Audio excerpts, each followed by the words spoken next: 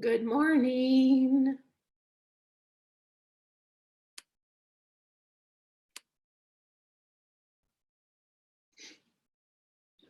Good morning, Maria.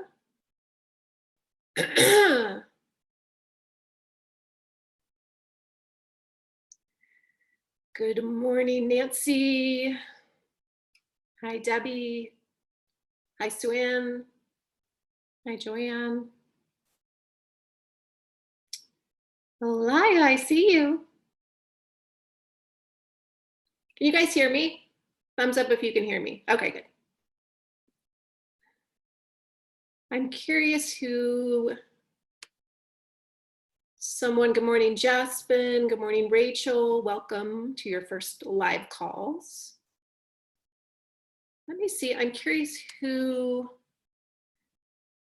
there's someone on the phone that just comes up as Galaxy S10. That's me. Who's that? Me, but I don't know how to. Oh, okay. Okay, I'm me. Okay, welcome. It's because I don't see your name. I just was curious who you are. Okay, I'll remute you again.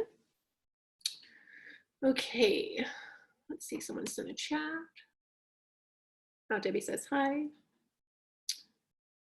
Okay, let me just get all of the technology in place. Make sure everyone is muted.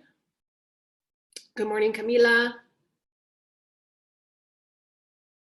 Good morning, Kirsten, Michelle. Michelle, you were able to join us live. Welcome. Kathy from Germany. Okay.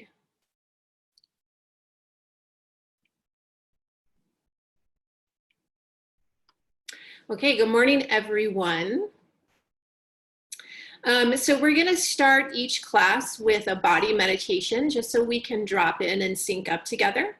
But before we do that, there's just a couple of nuts and bolts that have come up that I want to address really quick, and then we'll drop in from there. So I'll do this while there'll probably be some more people popping on. One thing I wanted to make sure everyone saw is the dates for the live courses, and to make sure everyone saw that there is a Saturday where we skip a class. So today is our second live class. Next week, the 29th, will be our third live class. And then on March, I don't know what's going on with my throat. On March 7th, there's no live class that Saturday. I have to travel that weekend, so there's a break there. Then our fourth class is the next weekend, which is the 14th. The fifth one is the 21st, and then the sixth one is the 28th. So I just want to make sure everyone knows there's no live class on March 7th. And do mark that in your calendars.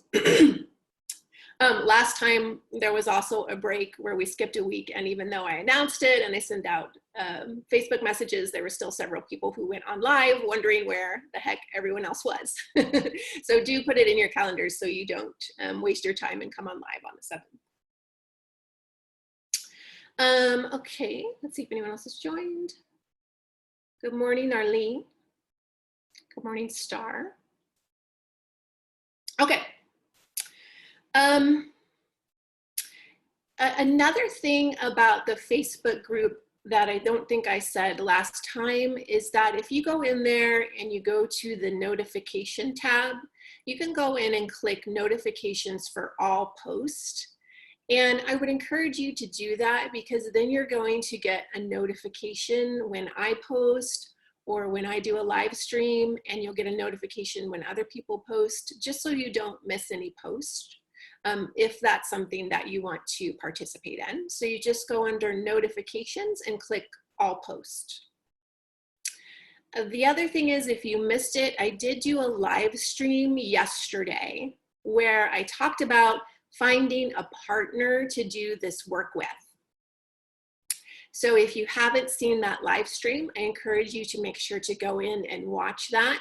Again, if you just go under the announcement tabs, I will mark everything that's important as an announcement, so you can find everything under there. I do encourage you to consider getting a partner to do this work with, and I talk in detail about that on the live stream. Occasionally, I'll do live streams because there'll be things that I can tell I just won't have time to fit into a live class, or it would be just too much for you to take in one setting. So I do encourage you to watch that and also consider finding a partner.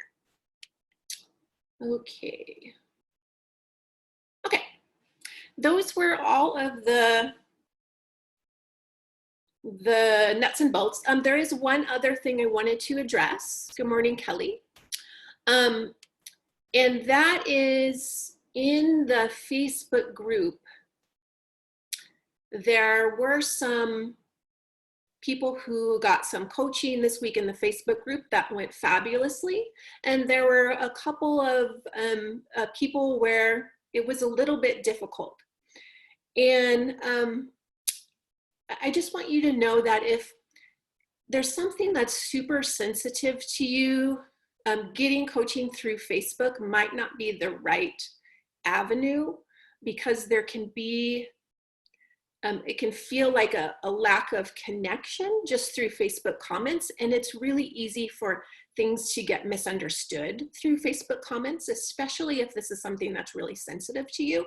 So if you're someone who has a great capability of being with your sensitivities, then that's great. If not, I would encourage you to save that for a live class so you and I have more connection when you're getting the coaching.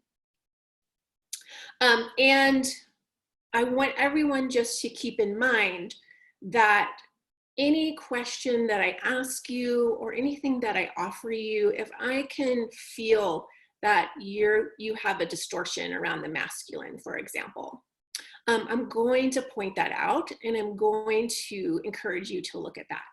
If you're asking me a question about a dynamic in your relationship, I'm going to ask you questions to see if you might be contributing to that dynamic. I'm always going to bring it back to you. It's not to blame you. It's not to shame you. It's not to dismiss you. It's because my intention here and my mission here is to help you get free. And so everything's going to be put back into you. Again, unless you're in a relationship with an abusive man, which I talked about in the first live stream. You don't want to do that if you're in a relationship with an abusive man. You don't want to ask, what's my part in this? But if you're in a relationship with a decent man, I'm going to go, what inside you could be contributing to this dynamic that you're happening? And that's to help you get free. So I ask everyone be open to those kinds of questions, and to me pointing out if I notice that you're having a distortion about the masculine, which is so common. We all have so many distortions that I'm doing that to help you. Okay, so let's settle in and we'll get into our meditation.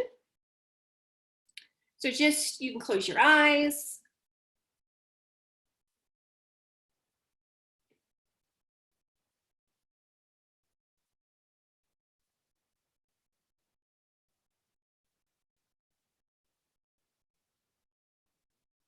And just start with sensing your feet, noticing that your feet are on the ground, if they are, or on your bed. Feel the support under your feet.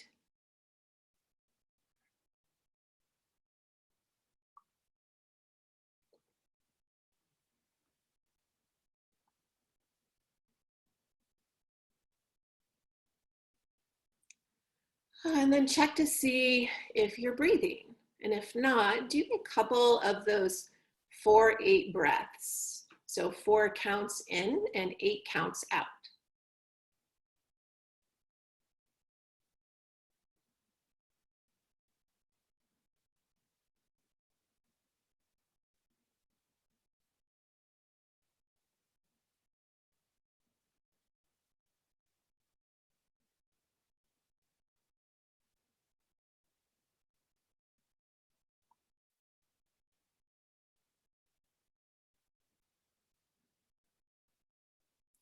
Good, and then draw your attention first into your heart space.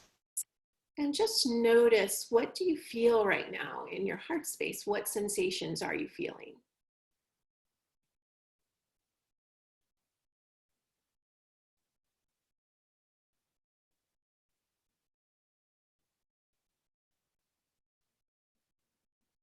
And then say yes to and welcome any sensations that you're feeling.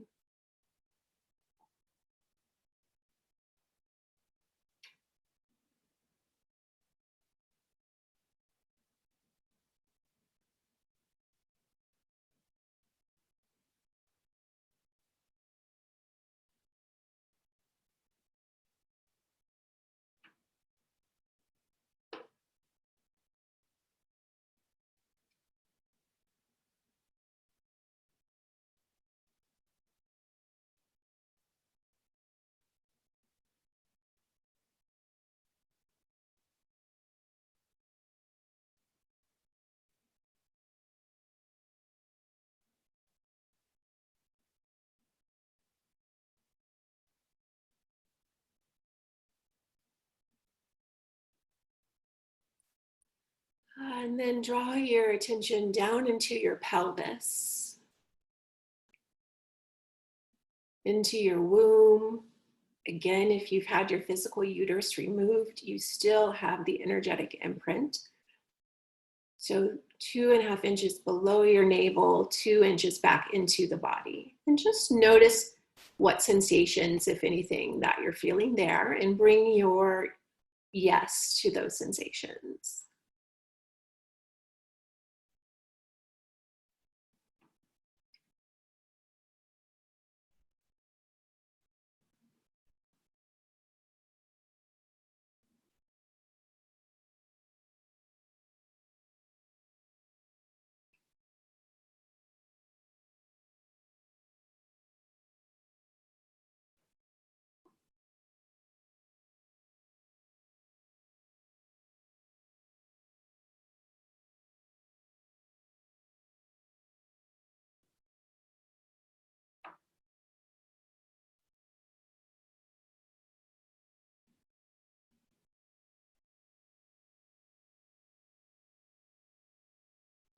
And then dropping your attention down into your genitals, just noticing, are there any sensations there?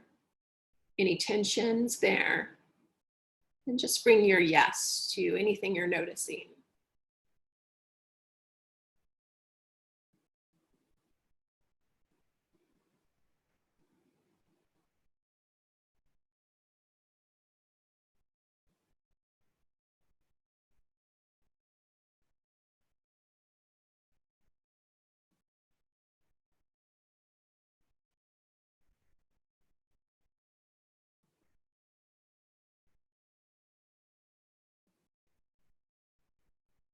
Also, notice if it's hard. Is it hard to drop in to any of these body parts? Is one body part easier? Is the heart easier than the genitals? Just be curious about that.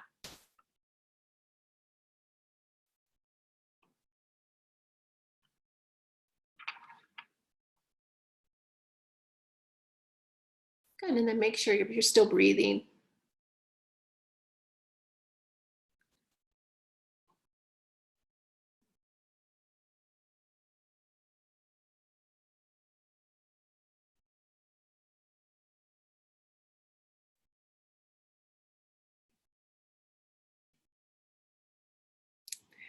And keeping your eyes closed, I'm going to read you a poem that I wrote. And so I'm just gonna, in your meditation, allow yourself to receive the words of this poem. This poem is called Where Does My Devotion Lie? And it's a poem that I wrote. Where does my devotion lie? To the pain or to the flame? Within the great expansive sky, I lay my wounds, receive her rain.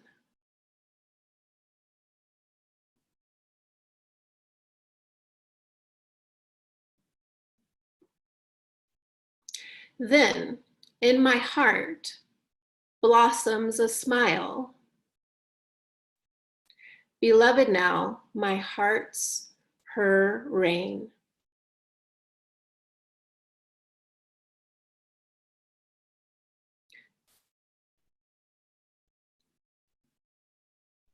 Now within me, a sweetness lies. The sweetness now's devotion's name. I know where my devotion lies.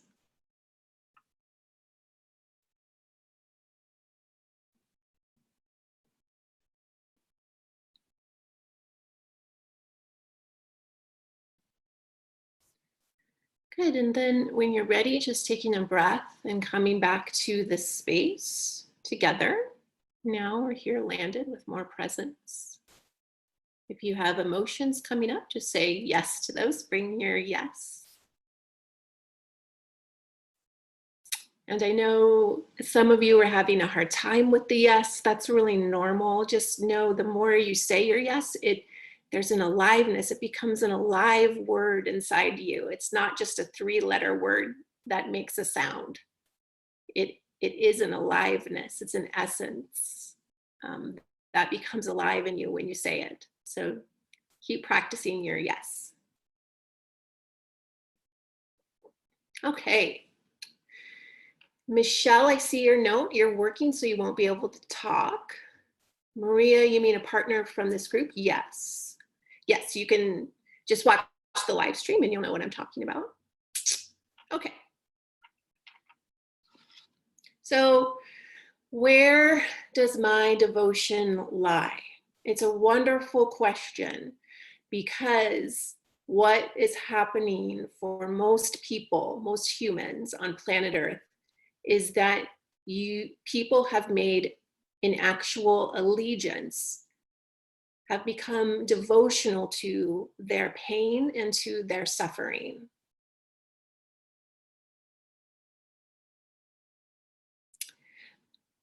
Instead of being in allegiance to and devotional to their divinity. And this is an important piece to look at when healing the pain body. Because when you have a strong allegiance and devotion to your pain and suffering, that makes healing the pain body difficult. So there are 2 main reasons why people become devoted to their pain and to their suffering. The first one is that we create identities around our pain and suffering. So we're going to talk about that one a little bit.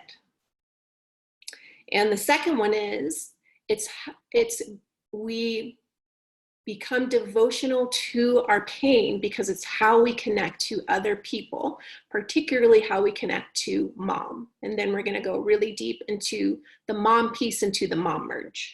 But first I want to talk just a little bit about how we create identities based on our pain and suffering. So just some things to be aware of. Do you identify as a person who suffers? Do you identify as a wounded person? Are you a healer who identifies as a wounded healer? That's a really common thing that healers identify as a wounded healer. Do you often identify as a victim? Now, that doesn't mean that things have not happened to you that were beyond your control, but do you have an attachment to an identity as a victim? That's different. And also, it's good to be aware, do you wear your woundedness or suffering almost as a badge of honor? A lot of people are doing this. You'll hear it, women especially, anytime you hear a woman say, as a woman, I suffer, suffer, suffer, suffer, suffer, suffer, suffer. You're wearing your suffering as a badge of honor, something that you're proud of. You can be proud that you are a divine being. So are you wearing your suffering as a badge of honor? Let's see. So basically, when you create an identity, when you're really identified with your suffering and your woundedness and one who suffers and one who's wounded, it's really hard to heal the pain body. So if we were to look at the pain body as a clenched fist, right? Because we talked about in the first class how the pain body is literally just tension held in your body. And then we were to look at your divinity as this hand, this open, free hand. When you have a strong identity over here on this thing that's already clenched in tension, this becomes more solidified because you're now attached to an identity around it. When you start to loosen this identity and your attachment to it, this will start to loosen up. And when you start to switch your allegiance and your devotion to your divinity, this will also start to loosen up. So no matter what you've endured in this lifetime, no matter the level of trauma, no matter what your ancestors endured that you've inherited in some ways, no matter the level of pain body that you carry, this is still your birthright. This is still who you really are, a divine, orgasmic, loving, divine love being. This over here is not who you are. It's just tension. And in comparison to your divinity, this is actually just a speck. It's tiny, it's nothing almost compared to this, to your divinity. This is a formidable speck. I get that. That's why, that's why we have this class, because it is formidable to loosen up this tension. I understand that, but it's still just a speck in comparison to this. No matter what you've been through in as a human, no matter what your ancestors have been through, this is still you. This is still your birthright. This is still a million times, billion times, a zillion times more powerful than this. So part of healing the pain body is actually starting to loosen your identity to it and your allegiance to it, and becoming more in allegiance with this. So in your journals, I just want you to take a minute here and journal this question: what painful identities have you created and become attached to? So we'll just take a minute with that one.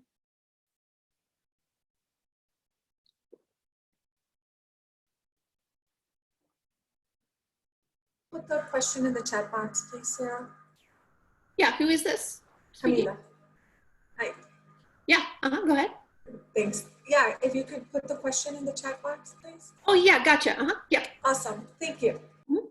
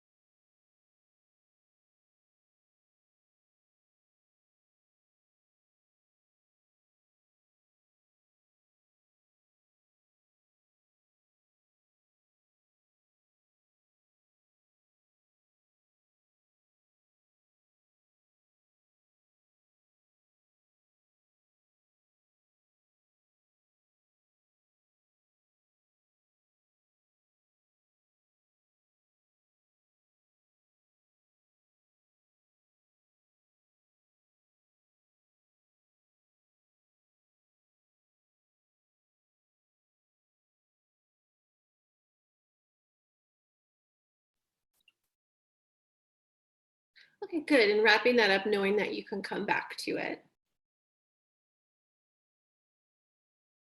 There's more in there.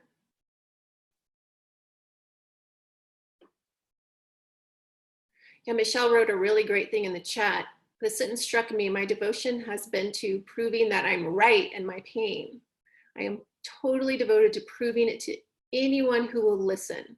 Yeah, that's a really good realization, Michelle, really good. And that's going to be true for pretty much everyone. And that's a way the pain body gets really stuck, is you want to be right. It's a righteousness about suffering. Okay, so now that you have those, pick one of those identities that you identified. And then I want everyone to close your eyes.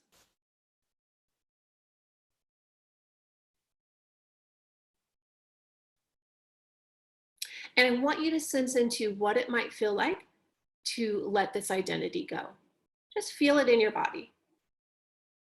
If you feel like you can't do that, just notice that you feel like you can't. But just feel like what it might feel like just to let this identity go.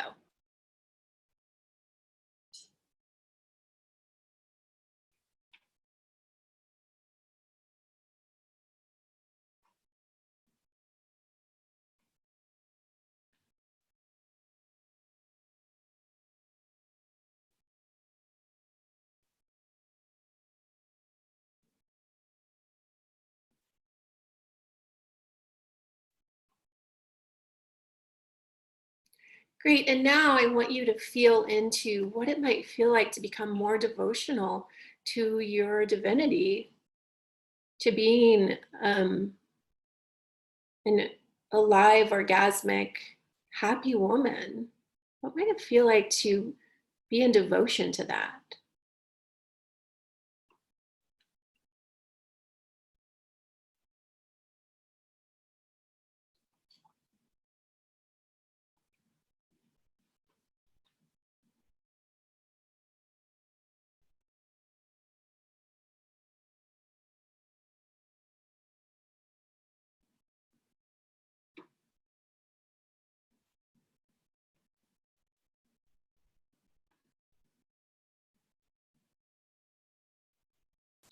Great, and then just taking a breath and coming back to the room. One thing I just want to name is that this is not about spiritually bypassing. We're not bypassing that traumatic things have happened to you. We're not ignoring the pain body tensions and just pretending that everything's great. What it is that most people have an over tendency to be completely focused here and completely identified here and completely attached here with very little focus and commitment here. So that's why in this course, it's really two things. There's focus on unraveling this, because that's needed. So we don't bypass that this is here. But there's also focus on remembering that this is not who you are and that this is who you are. So you're also not bypassing this. A lot of people bypass this rather than bypass this.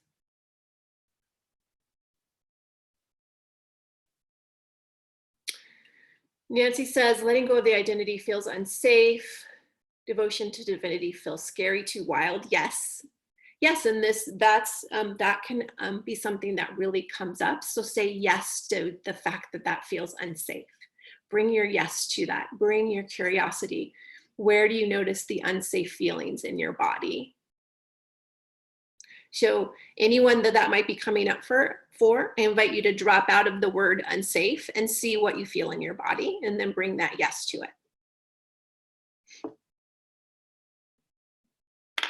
Anita says, devotion to divinity feels like lightness and unburdening myself. Yes. So much lightness. Okay.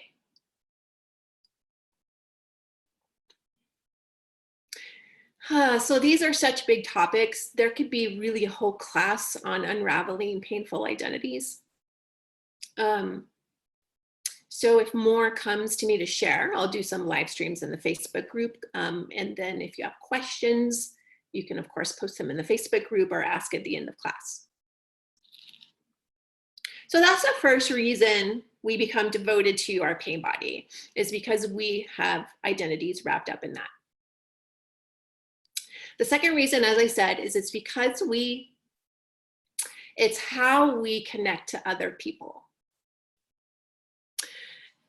We have a pain body allegiance to other people. One person we usually have a very big pain body allegiance to is our mother. So we're going to go into that one deeply today because it's a big one and it's a root one. But I just want to name some others that will show up too. The other can just be your family in general, especially if you have sisters. You may have a pain body allegiance with your sisters. Another big one is just other women in general. And we're going to have a whole class on that next week. We're going to look at what I call the collective female pain body. So we bond with other women through our pain. We bond with our mothers through our pain. Another one, a big one that can come up for people is your ethnic tribe. So you might bond with other people in your ethnic tribe through pain and suffering. That is usually particularly strong for women of color, for Jewish women, and sometimes for some European women, depending on which European descent you are. It's usually not particularly strong for those of us who are white and American, because we severed our roots with our ethnic tribe a long time ago when we assimilated into whiteness. So that's not one that we bump up against, really. But for women of color, for Jewish women, for some European women, this can be a really big one. And then we also pain bond with all of humanity. I've worked through a lot of my pain bonding, and recently I've been hitting places where I can see I've pain bond with all of humanity and feel like I have to leave all of humanity behind to not suffer. So the two we're going to have time to look at in the classes, like today will be mother, and tomorrow will be, next week will be women in general. But the things we're going to talk about, the exercises we're going to do, will be applicable to any other kind of pain body connection that you have. So if you have pain body connection with people in your ethnic tribe or all of humanity, or people in your family, everything we will do in the next two classes will help you with that as well.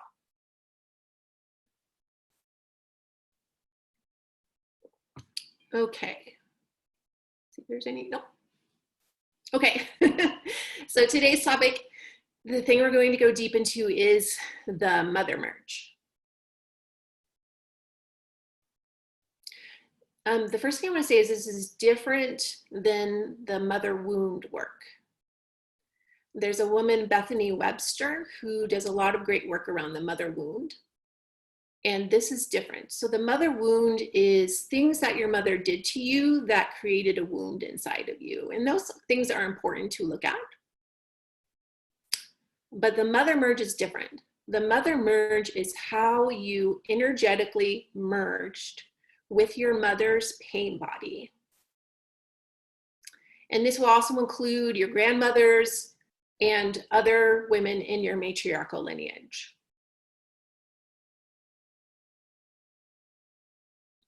This is about an actual merging. You took on her pain body, and now you think it's yours.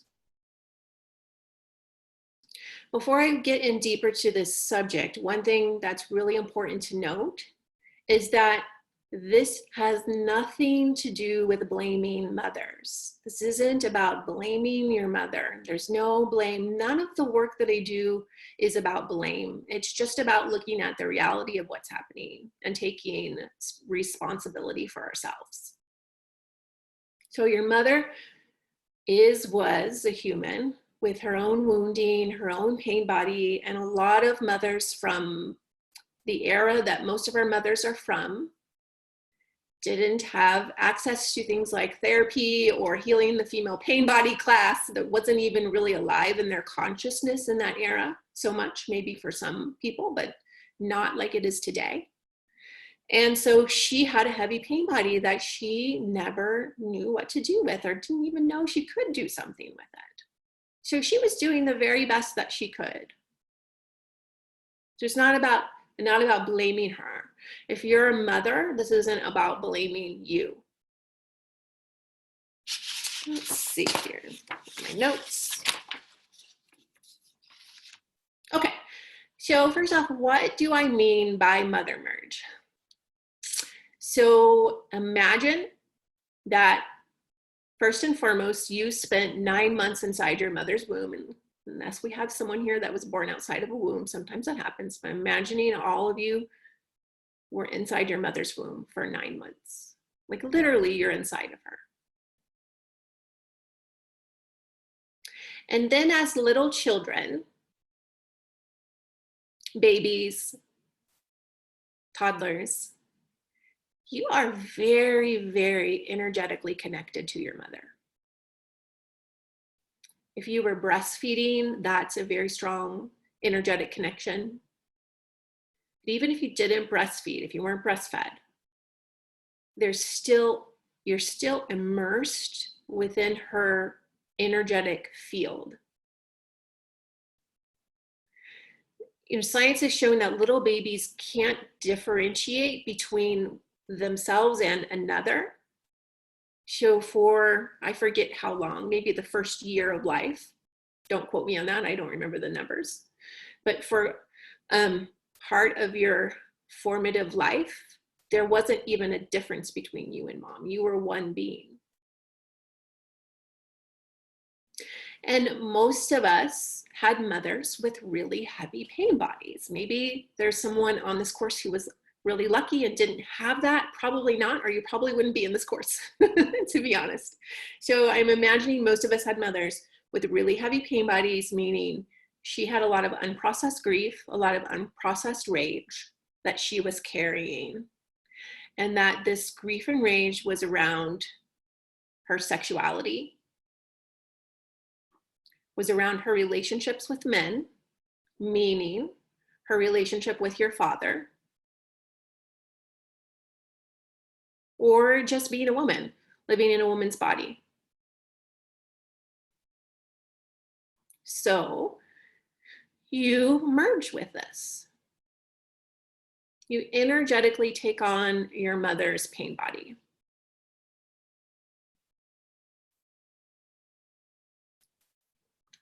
Now, in one way, kind of a weird, twisted way, that's good news. Because what it means is a lot of the pain body that you're carrying around does not belong to you. It is not you. Well, the pain body never is you because we know this is you, right? But even the pain body that you're carrying does not belong to you. A lot of it is emerged with your mother. It is not yours. For a long, long time, you've been identifying with it as yours. You've thought that it's yours, but it is not yours. So this is why people can be in therapy for years and years and years. This is why I would say 80% of the women who reach out to me for private work or to join a course will say, I've been working on myself for 20 years. And they're angry because something still fundamentally has not shifted for them. There's still this fundamental pain. There's still these pain body behaviors that are running them. No matter what the crap they've done, and they've done a lot. I hear this from about 80% of the women I talk to. This is why. Because for years and years and years, you've been trying to heal pain that doesn't belong to you. You've been trying to let go of painful behaviors that are not yours. You've been trying to let go of painful stories that are not yours. And you can't do that. You cannot heal pain that does not belong to you. You cannot heal behaviors that are not yours. This is why, after years and years and years, there's fundamental things that haven't shifted. You cannot shift, heal, or process through. I'm going to go back a minute. I think I said you've been trying to let go of. You can let go of it, and that's what I'm going to show you, but you cannot heal or process or shift things that don't belong to you.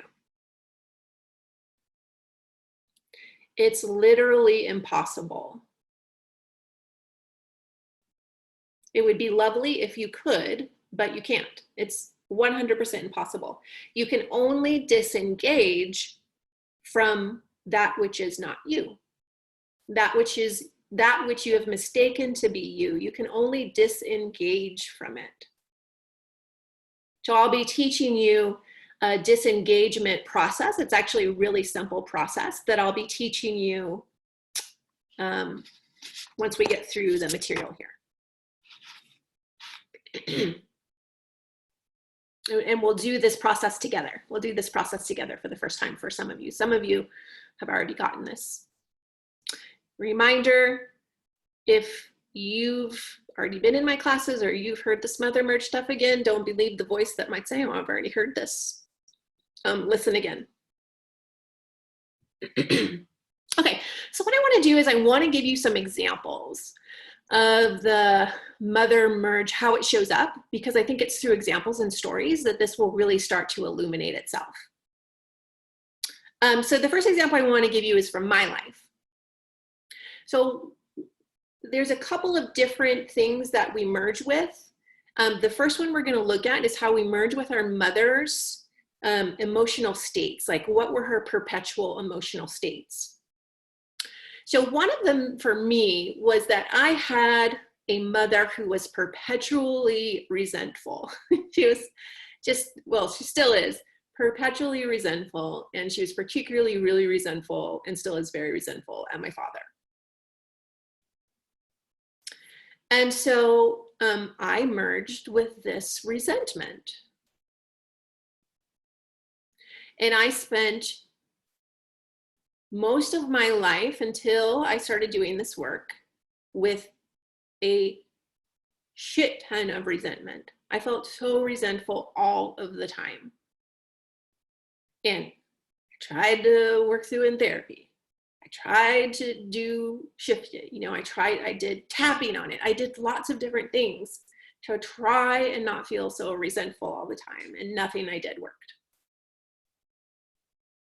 I don't even know sometimes why I was resentful. I just was always resentful.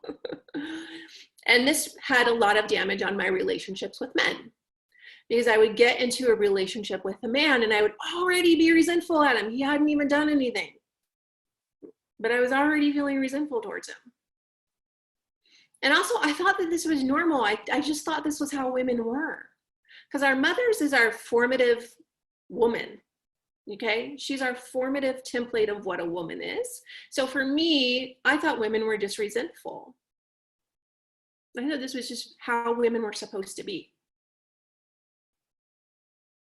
So it wasn't until I started this mother merge work through my group, through my diamond approach group that I'm in, and I started recognizing that this was an obvious merge with my mother.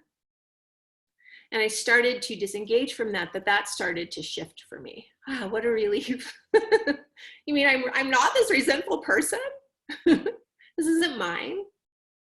So one thing to know is that these things are not necessarily our mother's either. She inherited this from her mother, who inherited this from her mother. This has been passed down in your matriarchal lineage. But we inherit it mostly from our mothers. But this wasn't me. He wasn't a resentful person. So when I started to disengage from it, that started to shift. Okay, here's an example from a client. So I had a client who had a lot of shame. She really struggled with shame around sexuality. And she had been in therapy. She had tried doing EMDR around this, like so many things she had tried around this shame, and it just would not shift for her. So we were doing private work together. And once she really deepened in the mother merge process, there was a session where I was guiding her to see if the shame might just simply be her mother's. And she suddenly saw an image that she had not remembered her whole adult life of being, I think, around 2 or 3, and she was self-pleasuring and she was in this place of bliss, and her mother walked in and started shaming her. And in this memory, she could see energetically how all of the shame came off of her mother, and she took it all on. And she saw that most of it went into her genitals and into her womb. Like she could literally see it as a substance that she took on in that moment, and that she had been carrying her mother's shame for 52 years, something like that. So I guided her to release the shame that was not hers through the simple process, and it left, and in her womb and her genitals opened up what she called a treasure chest. It's so beautiful. She was like, I feel like my womb is a treasure chest. Like she felt all of this essence, orgasmic energy, all of this aliveness open up in her pelvis. Okay. So we're going to do a journal prompt. And this one is, I want you just to, in your journal, write down, what are your mother's perpetual emotional states? And I'm in the chat, I have put some common ones. So I'll read through those really quick. Was your mother resentful, fearful? Was she perpetually disappointed, anxious, sad, numbing? Did she numb a lot? Angry? Did she dissociate? Was she fake nice, uptight, shame? So any of those that you can see that were your mother's, put those in your journal, and then tune into your own mother and see what you're noticing. And I know for some people, you had a mother who put forth a very false, fake face. That's really common, but if you sense in underneath, you'll know what's underneath there. So take a minute to make that list.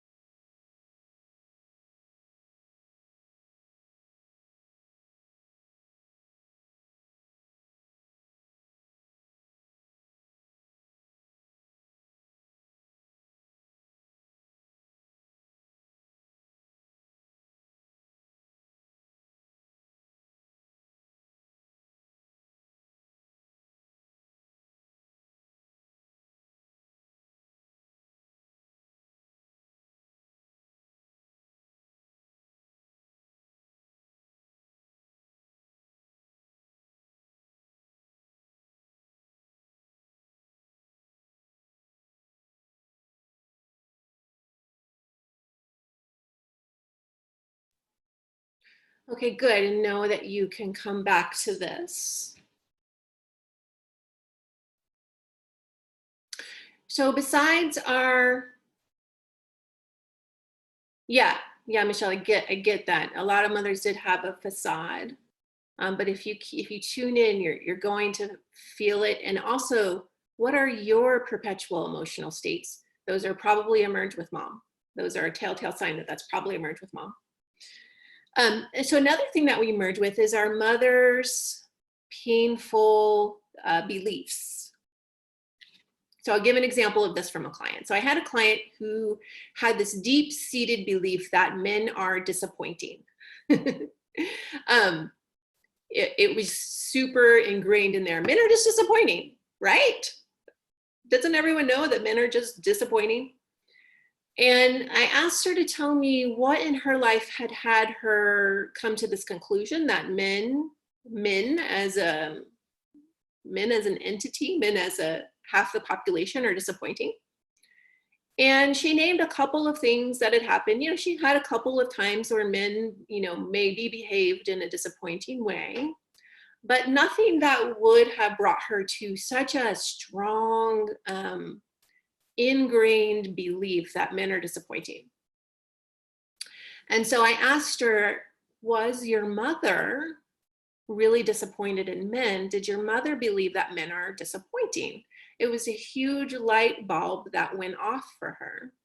When she was a little girl, her father had become an alcoholic.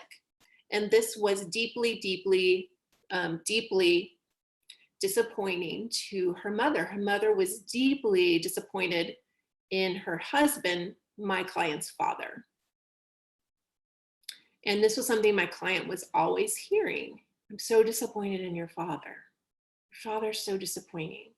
And it was an energetic frequency that she was merging with, that men are disappointing.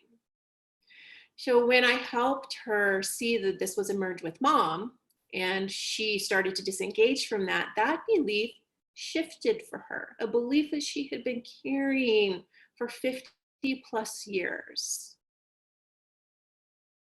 So the next thing I want you to do in your journal is to make a list of painful beliefs that your mother had, and I'm going to drop some examples into the chat and I'll read over those. So the two places that I'm most curious about are painful beliefs that she had about men or painful beliefs that she had about being a woman. So here's some examples. Men are disappointing. Men are unsafe. Men are untrustworthy. Men are dogs.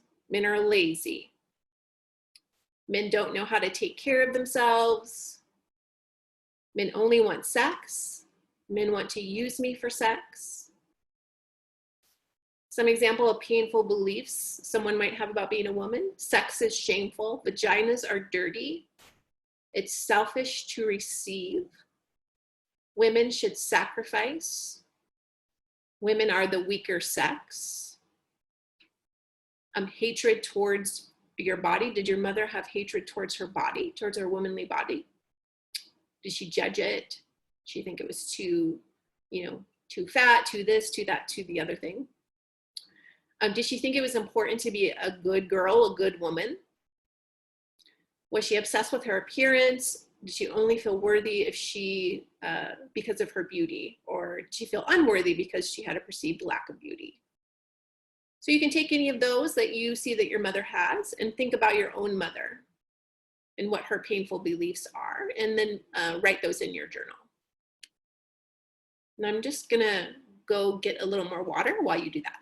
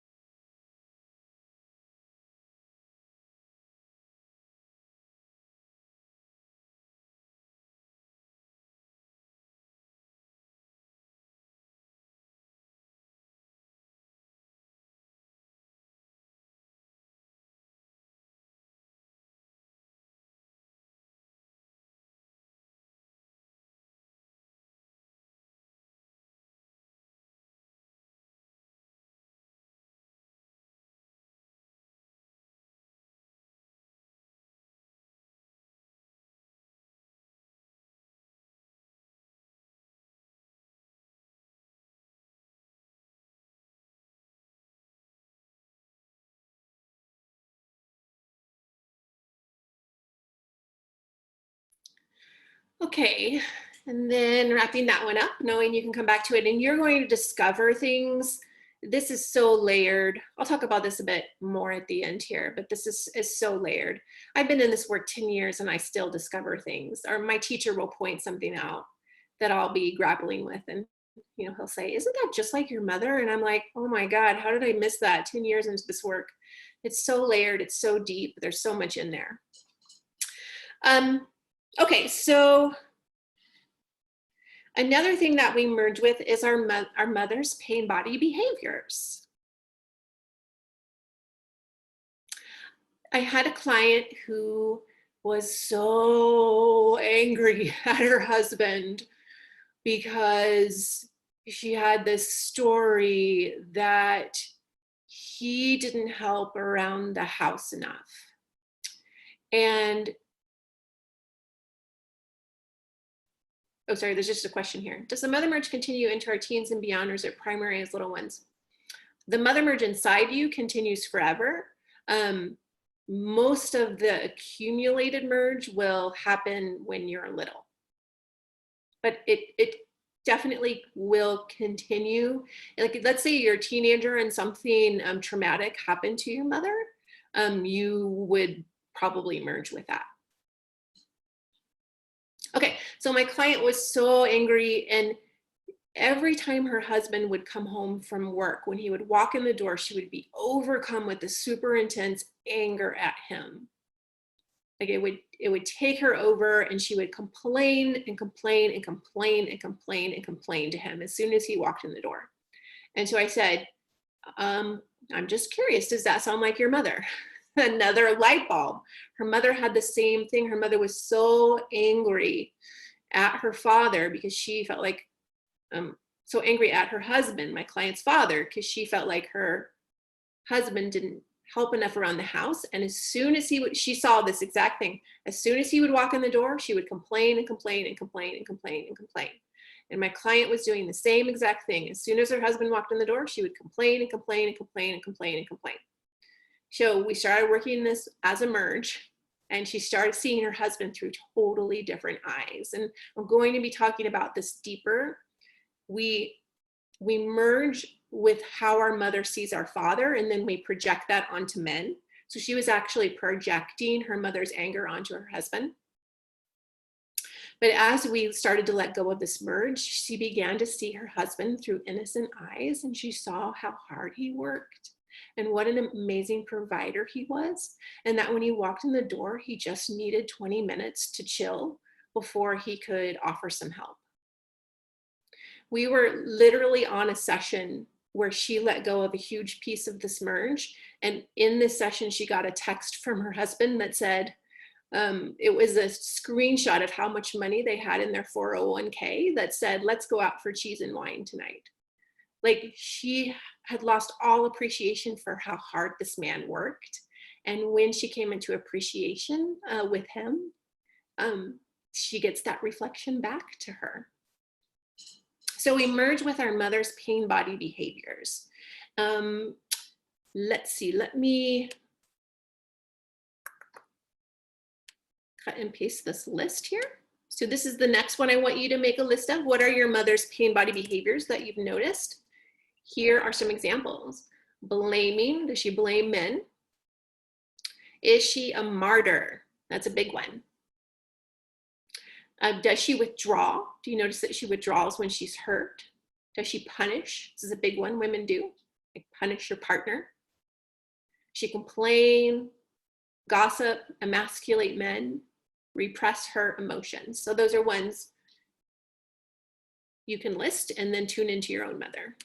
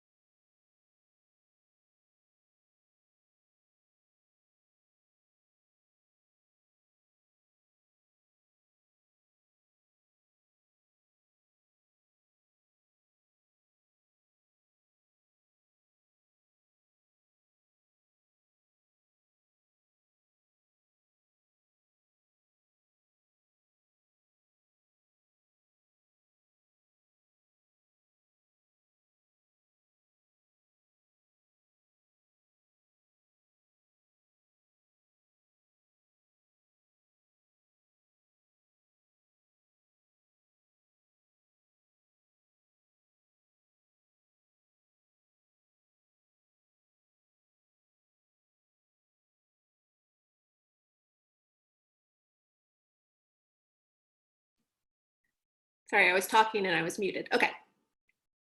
One more place that will merge with our mother around her pain body is her painful situations, her life situations.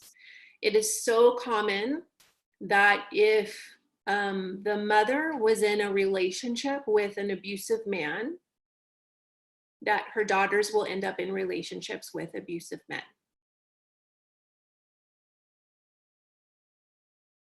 It's very common that if the mother was sexually molested, that the daughter will also end up being sexually molested. Not always, but I see this a lot. It's very common. If your mother had a really hard time enjoying sex, it's often true that the daughter will have a really hard time enjoying sex too. So this can be broad spectrum, like your mom had relationships with abusive men, now you have relationships with abusive men. I've even had clients who recreate the same exact kind of abusive scenario and receive the same exact kind of abuse. Yes, because of the merge. Because of the merge, you recreate the same situations. And in a more light way, daughters will often recreate the same kind of relationship in general that their mothers had with their fathers. So if you had a father who was emotionally not so available, you often end up with not so available men. Okay, so just list, are there any situations that you've experienced in your life or kinds of relationships that you had? Oh, sorry, I'm asking the wrong question. What kind of painful situations or life experiences did you see your mother have? And I'll drop a few of those in the chat.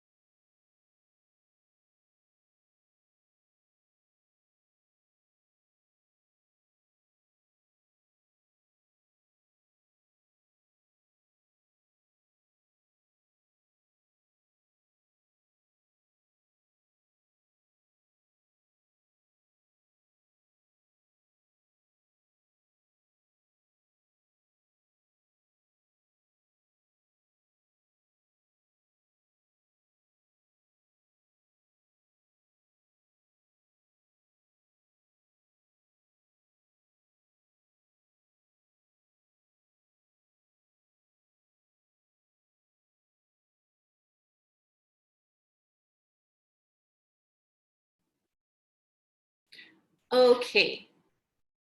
So now what I want you to do is just go over your list of all the different things that you wrote. And I want you to put a check mark next to things that you also struggle with. Put a check mark next to the emotional states that are perpetual for you, the pain body behaviors that show up for you, the painful beliefs that you have. Put a check mark next to anything that you also have.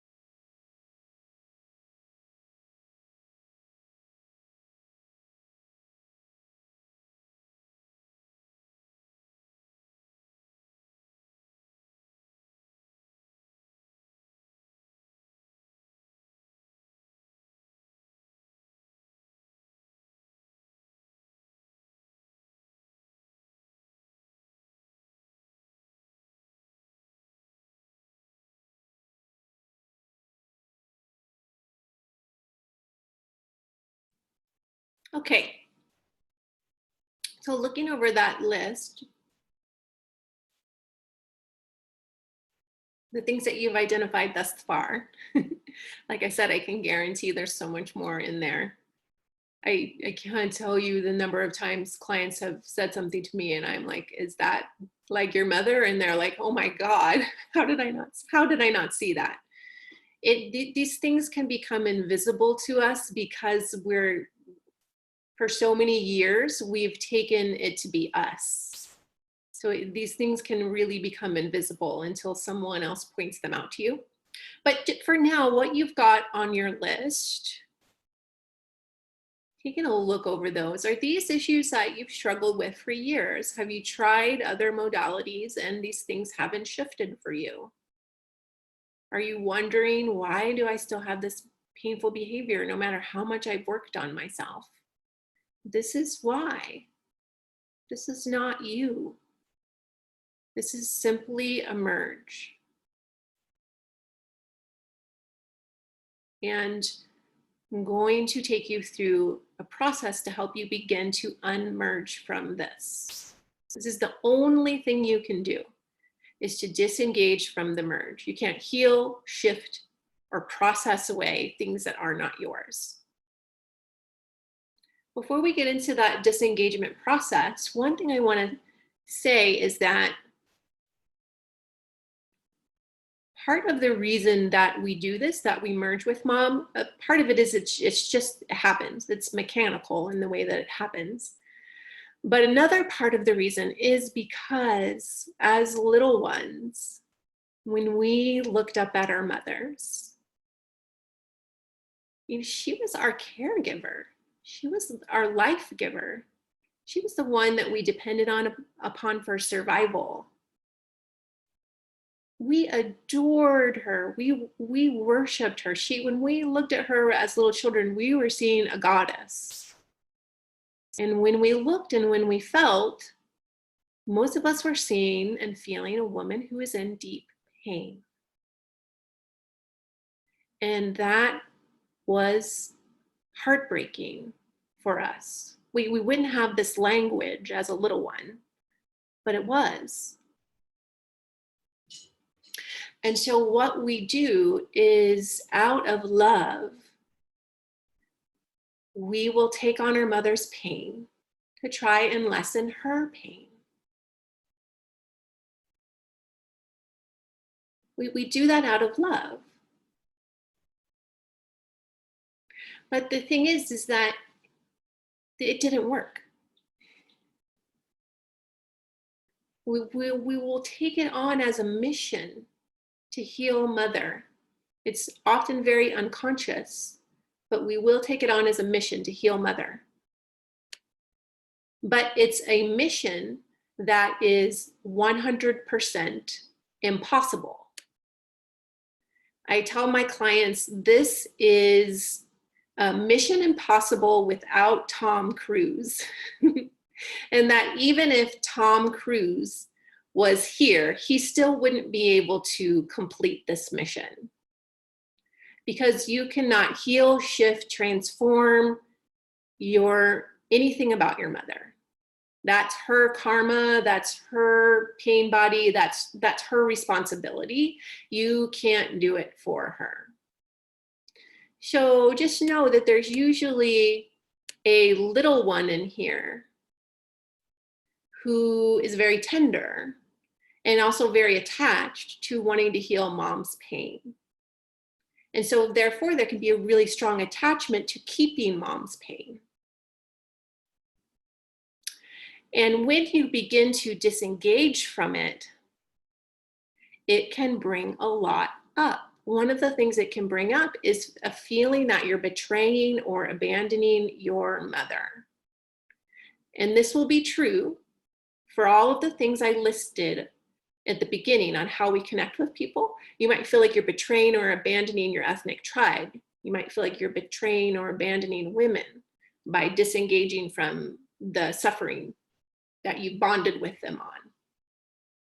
So that almost always comes up when you go deep into this journey. This will almost always arise for my clients. I can't let this go. I just can't. I'm betraying my mother. I'm betraying this woman who gave me life. So just know that that's a normal part of the process, and that those are just feelings like everything else, just to welcome. And I also want to name for you that it's not true that you're betraying your mother. It's not true that you're abandoning her. You're just disengaging from pain that doesn't belong to you. That's all.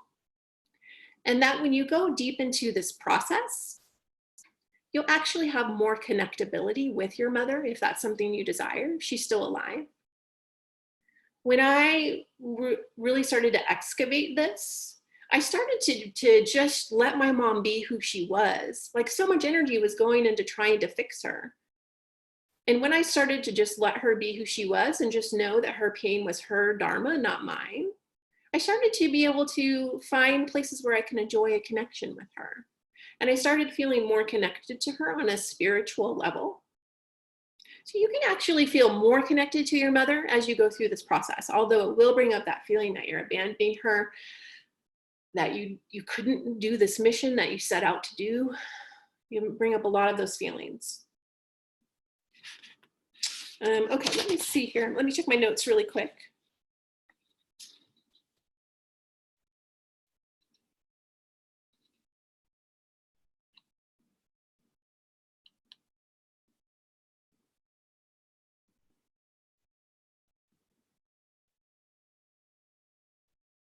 Okay, let me just check my notes. Okay, sorry, I'm noticing some of you are sending things. Let me do that first. Michelle says, I feel out of touch with this one. I may have shut down a lot of my mom stuff because I honestly can't think of much about my mom when I was little. Yeah. My guess, Michelle, and for anyone else that's struggling with this, is that there's a way the saboteur is working here, because it really is incredibly tender to do this disengagement process. It's incredibly, incredibly tender and will bring up a lot of stuff. So in a way, it's like your saboteur is having you check out and numb over a bit. So that's fine. Just do your best to stay with this. All of you on this call are going to be in different places with this. Some of you are private clients who have been working with this for a while. Some of you, this is totally new for. When I first started hearing this from my teacher, I was like, what the heck is he talking about? It took a while for this to take hold, and it especially takes a while for this to become an embodied thing that you understand in your body and that you can let go of in your body. That's really normal. When does it stop being a merge? It doesn't. It doesn't. It never stops being a merge. It never stops being that which is not you. Jasmine says, I'm thinking that the actual dynamics in the family often reinforce the painful merge. Yes, definitely, definitely for sure. Kim says, I feel the way as Michelle. I feel quite disconnected too. I can't seem to remember much about how my mom was when I was little. Yeah, so just be with that. And Kim, you're signed up for some private sessions with me, so you'll get some deeper support around this. Okay, so wherever you're at right now with this is fine. Even if this is like, I can't feel or sense what she's talking about, that's normal for some people at first.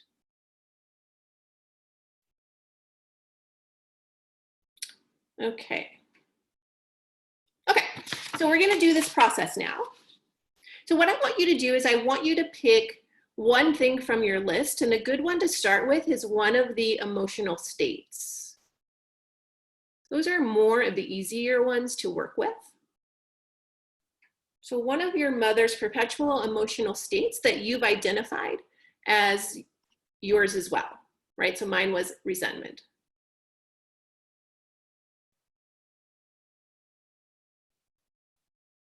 So pick one of those states.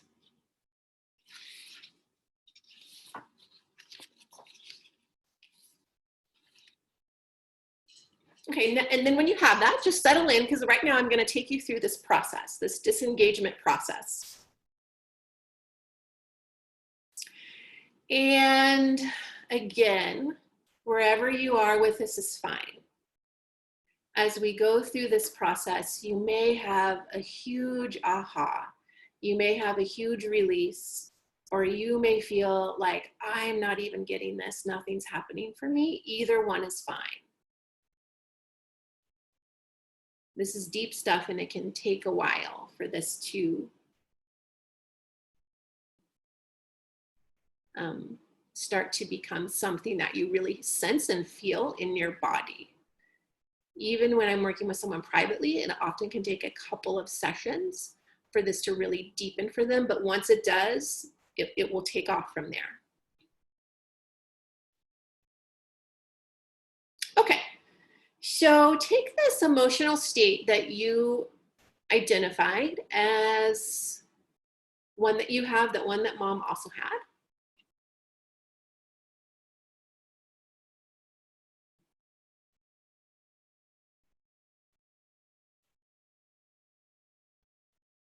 And now I want you just to feel into that emotional state. So I'm just gonna pick one so I have something to anchor my, the guiding that I'm gonna do with you.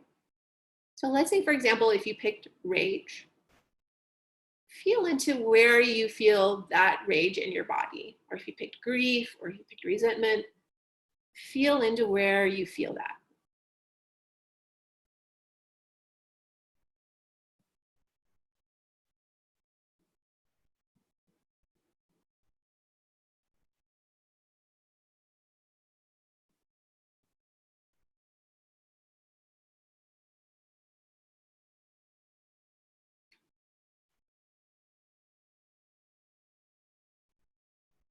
Just notice what it feels like.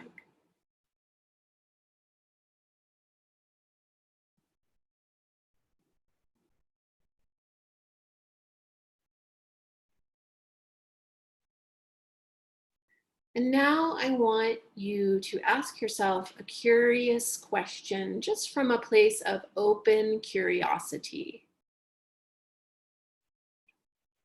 The question is simply, is this mom's? Or what if this is mom's? Could this be mom's? Just drop those questions in to your awareness and see what you notice.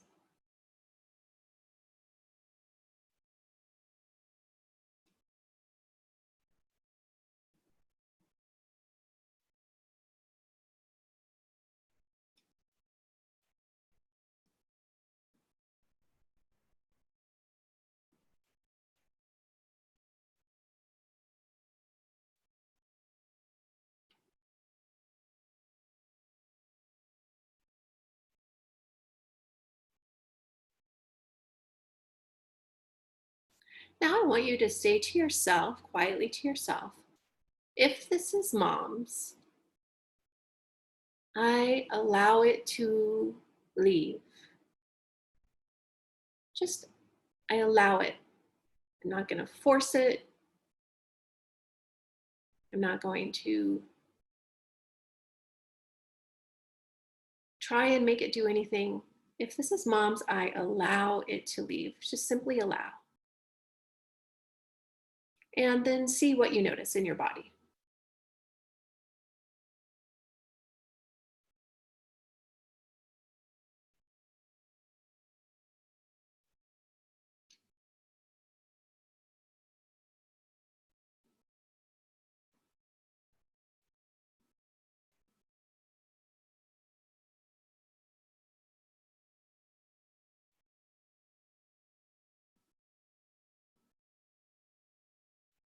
If you notice even this tiniest, slightest bit more lightness, or the tiniest, slightest bit more spaciousness, or the tiniest, lightest bit more groundedness, this is a merge with mom. And you've just let a little layer of it go.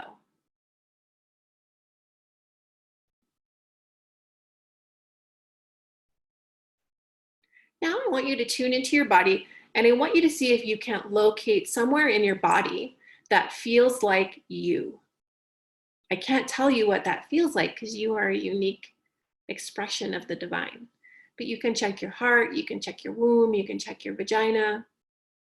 You'll know it when you feel it. It's like, oh, that's so simple. It feels like me. If you can't locate it, don't worry about it. But if you can locate it, welcome it. Hold a little space for this. This is you.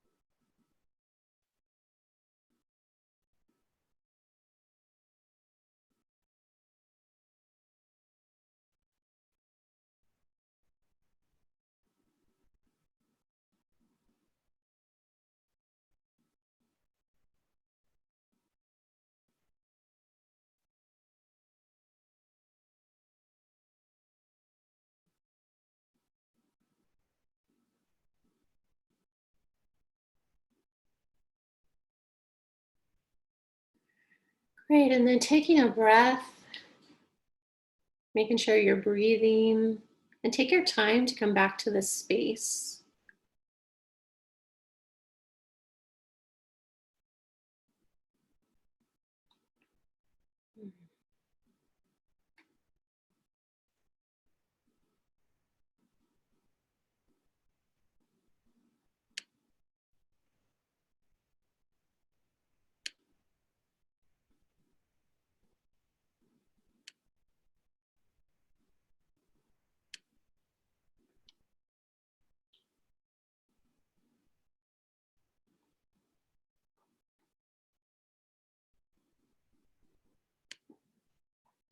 So it's that simple.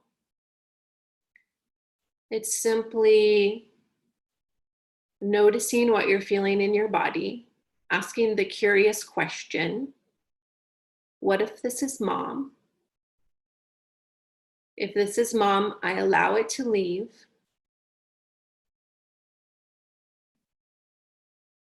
Noticing what happens. If you feel a bit more lightness, a bit more spaciousness, then it was emerge. This is emerge.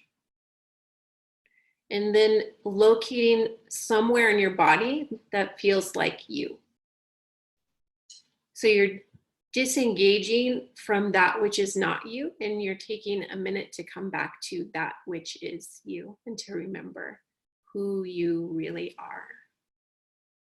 It's a very simple process, but it's very deep. And my experience with this process is that there's lots of layers.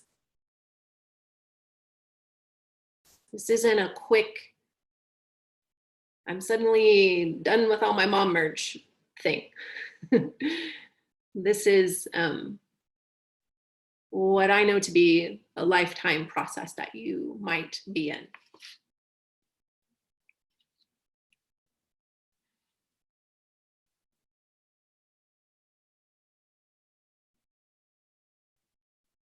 Let me see if there's anything else I wanted to say about that. Again, no matter what you noticed, or if you don't feel like you could connect with this, don't worry about this, but do come back and try it again. So what I tell people is use your will to stick with the practices, but don't enforce your will on how you think the practice should look or work. Because this is a practice of allowing, not a practice of forcing. Star says, so do this repeatedly. Yes. Repeatedly. Come back to this again and again and again. So again, some things that can arise is feeling like you're abandoning mom. And another thing that can arise, I want to name for you before you go out in the world and do this practice is when you start to let go of mom, what is often underneath that is a little girl who is scared and alone. And she wants mom. So she might arise as you let go of these layers. A little girl that's scared and alone who just wants her mother. And so the mechanism that will happen is that she'll grab on back to mom's pain body because that's what she knows of mom. So that's a place to be really tender with yourself if you discover this little girl underneath that just wants her mommy and doesn't feel safe. So to try and feel safe, she grabs back onto mom's pain. This can also bring up a deep sense of dismantling who you think you are. Because right now you're living under a lot of mistaken identity. You've identified mom's pain to be who you are. So it can be very discombobulating and dismantling to your identity. Those are things that you can bump up against. And there's wonderful things that can happen. You, through this process, will have significantly less pain body because so much of the pain body you're carrying is not yours. Like when I hear that, I just feel so relieved. I'm like, oh, what a relief. You will feel more connected to your soul's essence, to your unique expression, to what your soul is here to do in this lifetime that's sovereign and unique to you.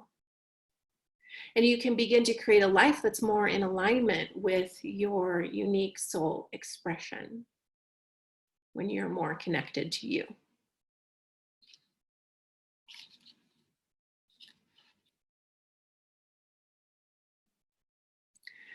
So this work is really deep and a lot can come up with it. There's women here right now who are private clients of mine who will shake their head that yes, this is true. I want to invite everyone to consider, in conjunction with this class, doing some private sessions with me to help you deepen in this process. So for everyone who's enrolled in this class, there's a discount. If you can get a discount on a coaching package with me if you enroll in that before the course ends. If that's something you're interested in, just send me a message and we'll come up with a time to pop on the phone and have a chat about that.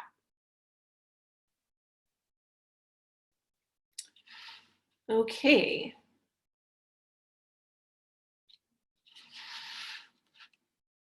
All right, so let's just take a little stretch because that's wrapping up the content and the exercises for today.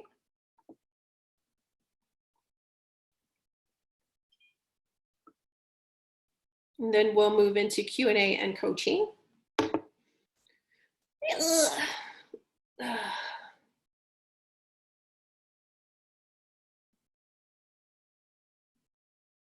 that's beautiful, Star. I saw a cloak get hung up when I asked if it was mom's, and then light flooded down into my feet as my self expanded. That's beautiful. Yeah, everyone will have their own unique visualization. I know Camila said she saw butterflies flying out. That's beautiful. I've had clients who have similar things. Star will they'll see their mother merge as this really heavy cloak that they're wearing, or they'll see a cord between them and mother.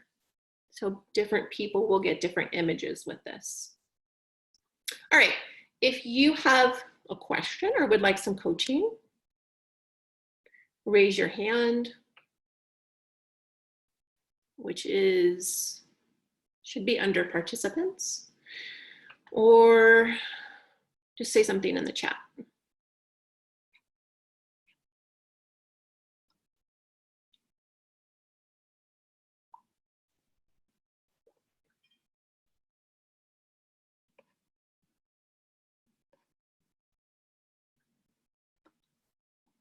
Well, while people are deciding if they want to do that or not, everyone take a second and journal.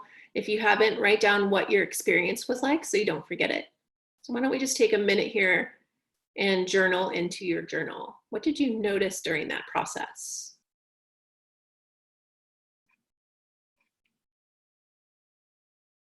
So take a minute to journal that. I'm going to get some more water and then we'll move into Q&A and coaching.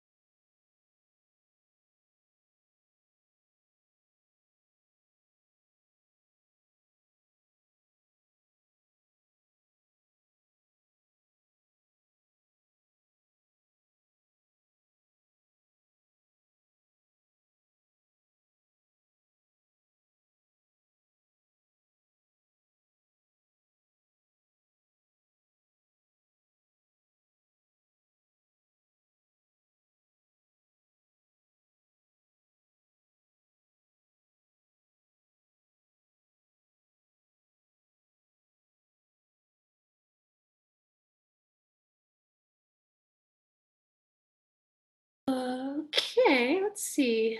Kelly, we'll start with you. Let's see, where is she? There she is. Hey. Hi. Hold on, I just wanna, I can see you. Okay, great. Hi. Hi there. Hi. Thank you. Thank you. So it's kind of hard to put into words. This has to do with my spaciousness. Mm-hmm. I feel, and there's definitely some tenderness in here. So it just turns out that I've had a week off. I haven't been working. I'm not in my container of gotta be somewhere, something holding me. So I've been sensing into the space. And the space is both, like, I can relate to it in different ways. It's actually my essence. And when I drop in and feel the peace of like letting everything go, just things drop away. And I could be there forever. But then there's like this perhaps merge, start to question and feel this gloom or doom or grasp. Like it's like a, you know, what do I do with myself? What's the point? What's my purpose? Like it just starts to feel like there's this bop between this grasp and then this like pure peace. Mm-hmm. 100% the process, right? And Kelly, just to name for everyone, Kelly's a private client of mine. So she's deep into this process, and this is 100% the process. We come into our expansive self, into our essence, and then something gets freaked out. Usually it's a little girl part of us, like I named, that's like, I'm scared. And then we grasp back to the pain body. I wish I could take that away for you. I wish I could have you live in that peaceful, expansive place all the time. And this is just the process. It's a process of expansion. And when we expand, something in us will go, oh, that was enough. Grab back on to the pain body. And then you just notice it. And remind yourself, this is normal. This is the process. It's wonderful that I now have access to this piece that I never had access to before. And yes, I grabbed, or yes, something in me grabbed. Okay, I welcome that. Try not to add a layer of making that grab a big deal. So it's not a big deal. It's the process. Yeah, I think that that's the case where it feels like I'm judging or like I'm having to figure myself out in that moment. Like, what do I need to do right now? Like, what is it? Like, there's just, I kind of get further and further away from myself. Well, the grab back on, and then the pain body has a pain body baby who has another baby who has another baby, all of those thoughts. So if you can just notice, oh, there's something grabbed back on, that's okay. That's the process. The more you can just be okay with that, the less power that grab has. This will be a process you'll be in for a long time.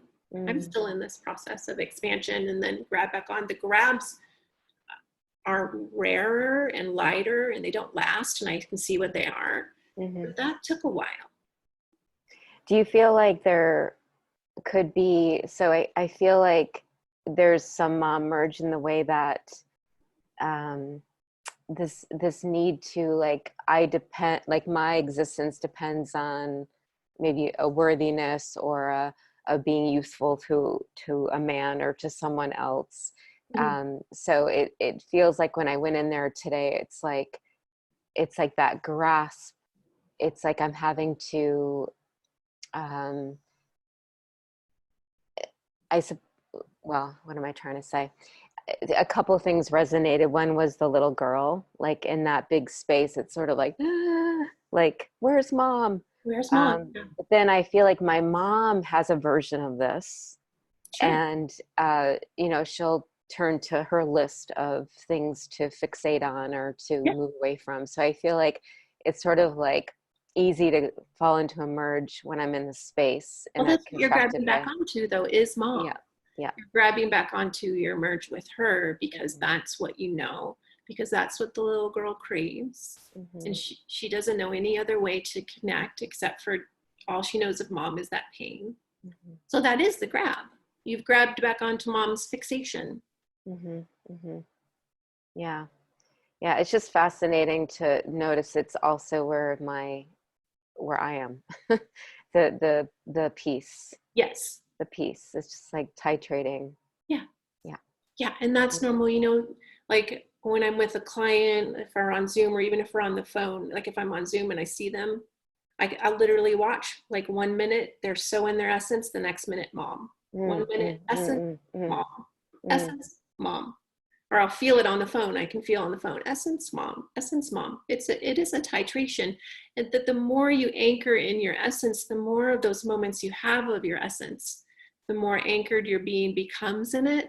And mm, so the titration isn't as strong. mhm, There'll be mhm, less titration, mhm, mhm, but mm. titration still happens for me. Yeah, I feel like the key thing that you said is the way that I might make that a big deal or it's a Yes, problem. I think that's totally. where I start to like, ooh, Yeah, go down, down, down, because it's like, yeah. yeah, Pain body has pain body babies. yeah, yeah, Yeah, and even that's mom hmm, to make whatever's happening a problem. right, That's another layer of her, not hmm, you. hmm, And so yeah. So just remember, keep reminding yourself that grasping on is going to happen, and it's okay. hmm, hmm, No hmm, big deal, actually, at all. no big deal. No big deal. Yeah, yeah, kind of feels lighter to even hold it that way. It's like, Yeah. oh yeah, right. It's just, it's so trippy. Like my mind can flip in both directions in a Yeah. hot moment. Yeah, Yeah. Totally. yeah. Okay, thank you. You're welcome. Great question. Can you mute yourself? Okay. Okay. So then Mandy has her hand raised, and then there's some questions in the chat that I'll get to. Okay. So we'll go to Mandy next.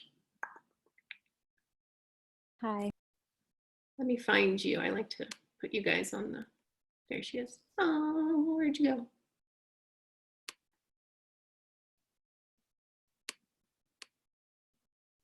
Oh, I'm sorry. I don't know why, Mandy. I can't Okay. find you. Oh, there she is. Hi. Hi. You got me? Hi. Yeah, I have, gotcha. hi. I have a comment and then I have a question. Yeah. My comment is like this week I was feeling that I'm like half my dad and half my mom, and I was like making up that it's my DNA or this is how I'm wired, because I can literally feel like I am my mom and Mhm. all of her feelings inside and how she operates, and then I also have a lot of my dad, so it was really interesting to experience, like I know how they are on the inside because I feel like I am them. Mhm. So with this me not me process with the merging unmerging of my mom today, it's kind of it's subtle, and I've done some of this work before, but I feel like I am a lot like my mom, so it's really like I feel like my DNA operates in the same kind of patterns that she has, and Yeah. like the feelings that, and then her behaviors too, like Yeah. victim and all of that. So Yeah. that was the comment, is it's interesting. Yeah. One thing, let me say something to that comment. Yeah. We do also merge with father. So we do have father stuff inside of us. It's usually less than mom just because of being in mom's womb and all of the stuff. So I concentrate on mom, but it's in there with dad too. Mm-hmm. And then my question is, like this week I was so in my pain body, Mhm. like I had multiple nights where I had nightmares and couldn't Mhm. sleep, and which is not common for me, but one of the pain bodies that I just like I'm still holding on is this breakup that I went through with the last relationship, and the pieces of that happened right after. um I'm like still missing him. And so my pain body mainly shows up when it's in relation to men and romantic.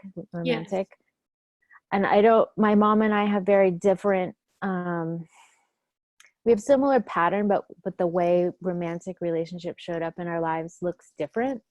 So I don't know if this is part of the pain body with her or not, or just mine, but I'm like still in it. And I'm wondering, like, am I just grieving? I think I'm just grieving, or am I still like addicted to him, or it's like probably a hairball of a combination, but I'm in a lot of pain. And when we were thinking about what would it be like earlier today on the call, like what would it be like to not have that pain body? It's an unknown for me. Like I can't totally picture the feeling of not having the pain body attached to this guy, right? Yeah. And I'm like pumping it like it's cocaine. Like I know I'm just like stewing in it. I'm doing that thing where I just like, I'm circling the drain and I'm angry and I miss him, and there was another woman involved, so there's a ton of jealousy and all of this stuff, and I'm just like milking it.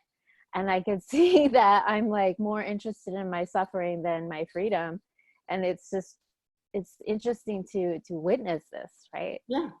And then I'm like, like, how do I let go? Right. Yeah, that's great. You're doing some really great noticing. Like, I love that you're noticing that you're milking it. I love that you're noticing that you're more attached to it than you are to your freedom. That's great noticing. And how has the practices been for you from the first class? Have you been able to drop out of the story at all and into the body, or is that still really hard? And like actually sense where this is in your body? It's mixed moments. More, it's like when I'm less activated, like less adrenaline in my body, I'm able to slow down and go there. But when I've wound up myself, and particularly when there's a lot going on around me, like on my schedule that day, it's like the faster that my world is, the less I'm able to stop and breathe. Yeah. So it's been both. Yeah, well, that makes sense. So, but it's also wonderful that there's times you've been able to drop into your body. And it makes sense that it would be harder to do on a very busy day. So can you also celebrate that there's times where you've been able to drop out of the story and sense into the body? Yes. And just know that this is new and this is difficult. Did you happen to see the live stream about finding a partner in the class? Okay, go and watch that and consider that, because we can go deeper, we can connect deeper with our body when we have someone holding some space for us. So if anyone hasn't seen that live stream, I do encourage people to find a partner to do this work with, to hold space for each other, just to sense into the body, because when there's another person there, you can drop in deeper. That's true for everyone. So you might consider that as something that would really support you. Okay. Yeah. Thank you. Yeah, you're welcome. Yeah. And then that question about, is some of this mom's or am I just grieving? I don't know the answer to that, but your body will tell you. So you can experiment with it. So next time you're in that pain body around the breakup, do the process just out of curiosity. Close your eyes. Where do you feel it? Sometimes some of it's mom's, not all of it's mom's. So you can even ask, is some of this mom's? And then see what your body says. If this is mom's, I let it go. And then notice, do you feel a little bit lighter? If so, then some of this is emerge. So some of this could be grieving and some of this could be emerge. But your body will tell you. Okay. Thank you. Yeah, you're welcome. Can you mute yourself? Okay, so now the questions in the chat.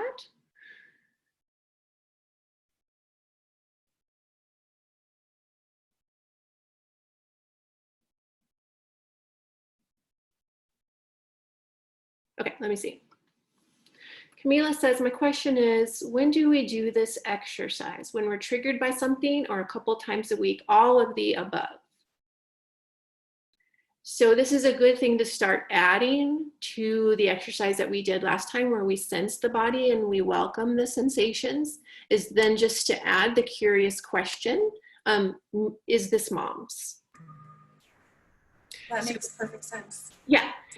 And so it's great when you're triggered. And yes, do set some time aside to do it. You really can't do this one enough. Okay. And also I'm going to invite everyone, it's just like so much I can invite everyone into. I don't want to overwhelm everyone, but invite you to be in this as a curious question as you go about your life. So if you suddenly notice you're feeling angry, be curious, oh, did I just grab mom? And then if you have time to do the process, great. And if you don't, do it later. But if you just ask that question, even if you're driving, oh, is this mom's? Just that question, if it is mom's, you'll start to have a little space around it.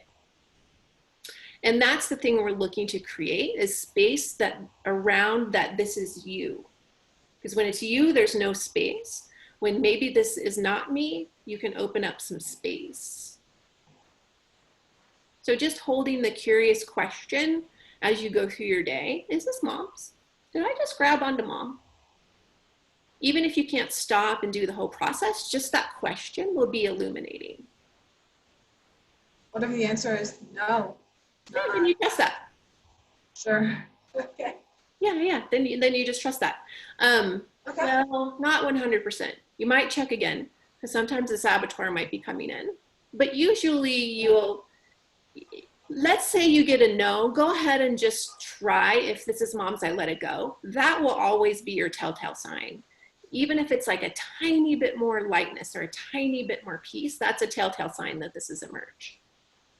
So even if you immediately get a no, go ahead and try the second step and see how your body feels. Okay. That's good. Thank you. You're welcome. Makes sense.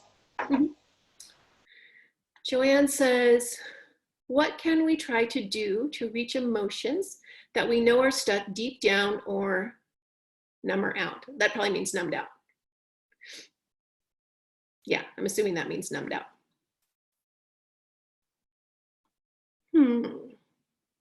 Hold on a second. I'm going to unmute you. So one thing to know about Q&A and coaching is that I'm always going to be listening for you, the person that's asking the question. So there could be a general answer to this question, but since it's coming from Joanne, there may be more of a specific answer for her. And that,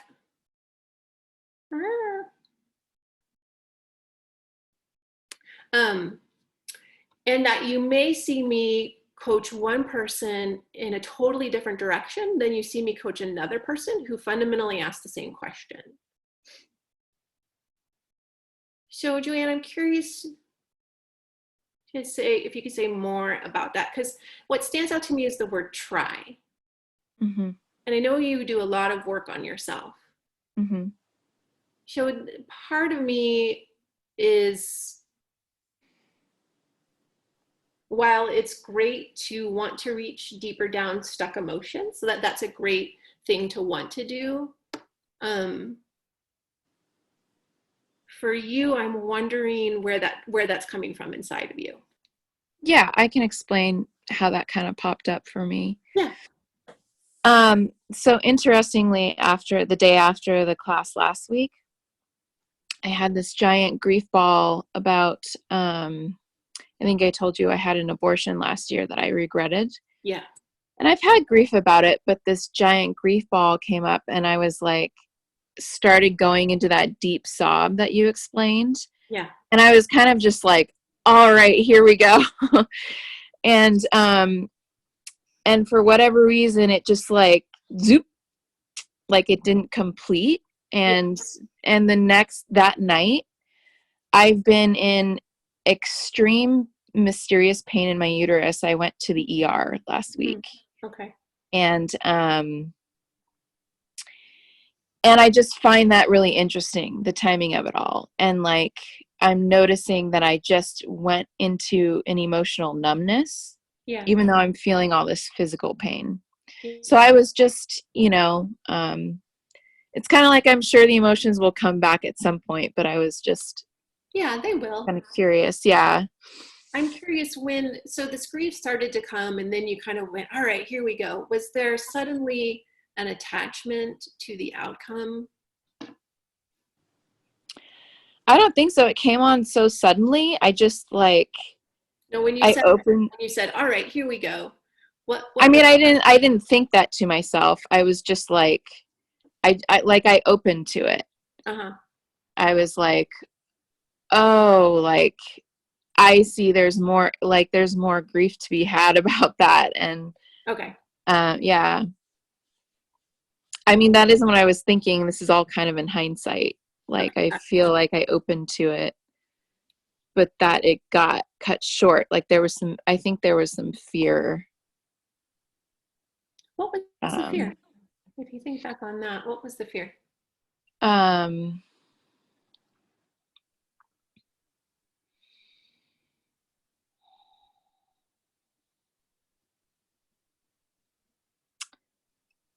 Oh, interesting. Well, here the emotion comes now. So just welcome that.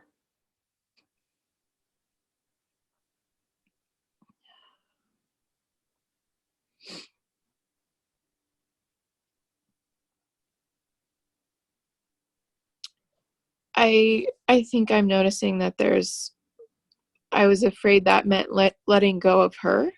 Yes.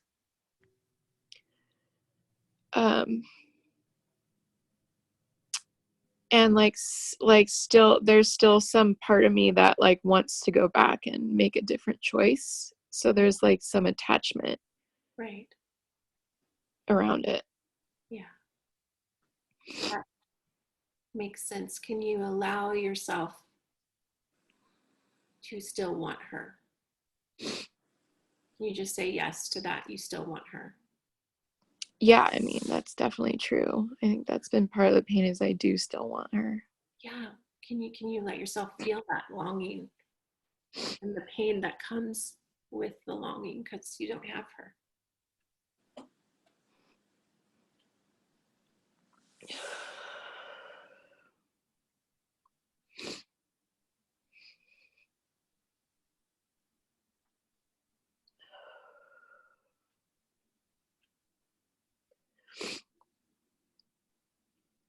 And I think what it's bringing up for me is not myself feeling wanted. Like the father didn't want her and was rather mean about it. And Right. Yeah. Welcome that as part of this too. It's something you didn't feel wanted, and there's pain around that too.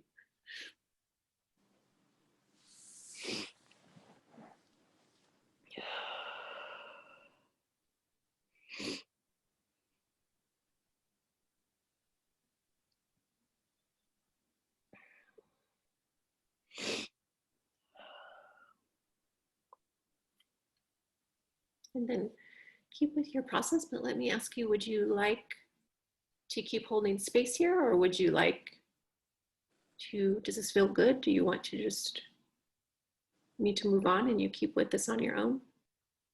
yeah, you can move on. I think it helped just to Yeah. have somebody probe. Oh, exactly. This is what I'm saying, that we can go deeper with someone. This is why working with a coach is good. This is why having a partner is good. We can go deeper. So sometimes when we have a big thing come up, there might be an intelligence that something comes and blocks it because it might be too much to stand on your own. So that's a good place to go. Oh, this happened. Let me talk to Sarah about it in in the class. Let me ask about it because it might be an intelligent block that Yeah. this would have been too painful to feel on your own. So for you, I want to take away that word try, and I want to interject the word allow. Allow and say yes to whatever happens, even if you can't access the deeper emotions, even if you feel them come up, but then a fear comes in and you can't. Just allow. Allow. Anytime you notice you're thinking in that try mode, you can switch that to allow. And just keep allowing what is unfolding here. Thank you. Yeah, you're welcome.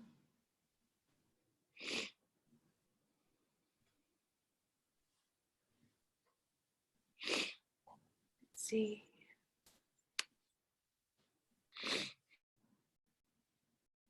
Okay.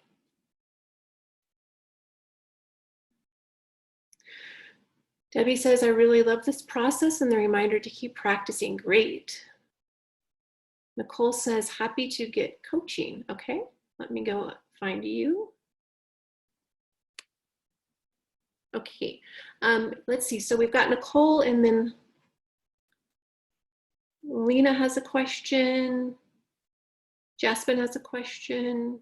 Yeah, okay, and then we'll wrap up after that. So we'll go a little bit later for those that can stay. For those that can't, you can always catch the end on the replay. But we'll wrap up after that. So Nicole, and then Lena's question, and then Jasmine's question.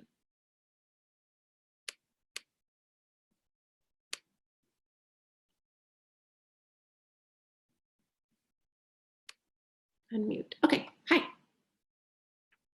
Oh, I can't hear you. I don't know why. Oh wait, hold on. You didn't. There you go. Now? Okay. Okay. Yeah, so I'm kind of sitting with some of our online conversation and with the process, and just feeling how the different, like when I did the process today, it was kind of like feeling like the pain that I tapped into for my mom was that like feeling of not allowing herself to feel things. Yes. Of like suppressing things. Yes. Yeah. And so I think for me, like the way that shows up for me is there's like huge amounts of sensitivity in places where I feel like unsupported, you know, or like my needs aren't getting met, you know, and I was having a lot of trouble connecting to the models or language that you were offering around, is it possible that you are too demanding? Because that kind of like, or are, you know, difficult to please. Because that like kind of like hits at what is the core wound for me, which is this sense that, you know, my needs won't be met, and that they're, you know, I'm not allowed to have them. And yeah, and so I don't really relate to the idea that I am like difficult to please or whatever. That's what I was trying to get at. It's like I feel like the areas where this comes up for me, they're like specific things. It's not like a generalized area, but in those places, when the pattern does get activated, there's a very loud pattern for me and a lot of pain around this idea of like, I have to do it all myself. And I can't trust that, you know, my needs will be met, or they'll get reflected back to me as unreasonable, or I'm asking for too much or something. Right, right. So just to be clear on what I wasn't saying is that your needs are demanding or unreasonable, or that your desires are demanding or unreasonable. Your desires are 100% wonderful. You get to have all of the desires that you have. You get to have all of the needs that you have. You get to ask for them. I totally 100% encourage that, for you to have that. My only curious question was about how are you in relationship to when those needs don't get met? Do you then get demanding? Yes, I think that's where I started out. The whole thing is like that, like the scene that I like said is a perfect example. And I definitely see like, I don't quite have the clarity. I think what the relationship to my mom does come into play, where it's like, it's like, yeah, when they don't get met, it's like I go into like extreme levels of like um I get very cold and cutting, Uh-huh. which is kind of what I said there, and like I get really superior and judgmental and sort of like because I don't what Luke is doing or what the other person is doing or whatever like isn't working, isn't good enough. Right. And I feel panicked around it, and my only options are either be totally unsatisfied or do it myself. Mm-hmm. Mm-hmm. Right. Yeah, totally. I'm curious, with going through this class today with the mom merge, were there any ahas around how some of this could be a merge with mom? And one thing I didn't say, which is important for everyone, is often what we merge with the most is the things that mom was repressing. Yeah, and I think I've seen that before. I've had intellectual glimpses of it, and I've kind of understood it generally. Yeah. Which is, kind of what I said there, which is like my view of my mom is that she suppressed a lot of her own needs, Mm-hmm. and that she was more interested in looking like keeping the image of things rather than truly being honest. Right. And she would go so far in that direction. So I think in some sense your word of like overcompensation was right. Like, where I'm kind of like, really fixated on getting my needs met in certain, when I feel like they're not going to be. Yeah. So what if that's right? Mm-hmm. What if it's true that mom repressed her needs? Because a lot of women do, especially Yeah. women from the era of our mothers. Yep. Okay. And what if that fear around not getting your needs and then all of the feelings that arise with it, what if that's actually emerged with everything that she repressed for all of your childhood and beyond? Yeah, there was actually like a little bit of an aha of that in the meditation today, where it was kind of like I could kind of feel like I was, when you were like kind of like, you don't have to like fix her issues for her, solve it all. Like there is kind of a place where I'm like, I don't have to stay stuck in the like I'm not getting my needs met and I never will, Mm-hmm. like hole with her, and so there's Mm-hmm. like brief glimpse of kind of like, oh, what if my reality was completely different? Yeah. And Yes. and I was allowed to have really high standards and they got met, and it Mm-hmm. was Yes. and I didn't have to keep them tamped down or pretend that I was happy when I wasn't. Yes. Yeah. But, and also, what if though the pain body that comes up when you don't feel like you're getting your needs met is actually mom's repressed pain body about never expressing and getting her needs met? Yes. Yeah. So when that arises for you, so Right. when he doesn't do something that you've asked him and you feel that arise, I want to encourage you to do the mother merge process there and start to see what you're noticing, because that is probably a grab to mom. And usually when something like that takes over us and we don't even feel like we have control, now we're going to go emasculate him and this and that and the other thing, something that's not us, we've grabbed onto it. Yeah. And then what do you like? There is a very strong voice in me when I get in those places that is like, it's hard for me when you're saying like getting out of the story and into the body. It's hard for me to do that because then it feels like I'm abandoning that my needs are valid. If I'm all like, this is just mother merge and this is just my mom's pain body, then I feel like I'm abandoning the part of me that goes like, but no, this is real. And like your need, and I want to go out and get my needs met out there instead of going in to like be with my mother's pain, do the internal work. Yeah, well, you're not. Like, first off, you're just not. You're actually doing the work that will help you get your needs met. Because like what I was trying to say, and I know Facebook comments can be so difficult, but like, okay, so let's say that this is a merge where then you become, demanding or emasculate or become cold or all those things that come Yep. up. That's going to take you farther away from actually getting your needs met. That's going to take Luke farther away from feeling inspired It's to true. meet your needs. Yeah. Okay, that's all I was trying to say. Yeah. There are places where you're showing up where it makes it really hard for Luke to want to meet your needs. Yeah. So when you look at that as a merge with mom and not you, and you let that go, you're creating an energetic space where you are going to be so much more likely to get your needs met Right. without having to fight for it. Yeah. Yeah. Yeah. But there also is a little bit, I want to ask you to look just a little bit of, is there some righteousness around getting Oh, your, yeah, that's I think the other thing that I'm tapping into is it's not only the like panic, fear, little girl, but I want my needs met, but there's also like, warrior, like the cutting, emasculating part is like very, very righteous and very judgmental. And so that part has a lot of trouble relaxing. Yeah, totally. Yeah, so that's a part to notice that then contributes to not getting your needs met. Yeah.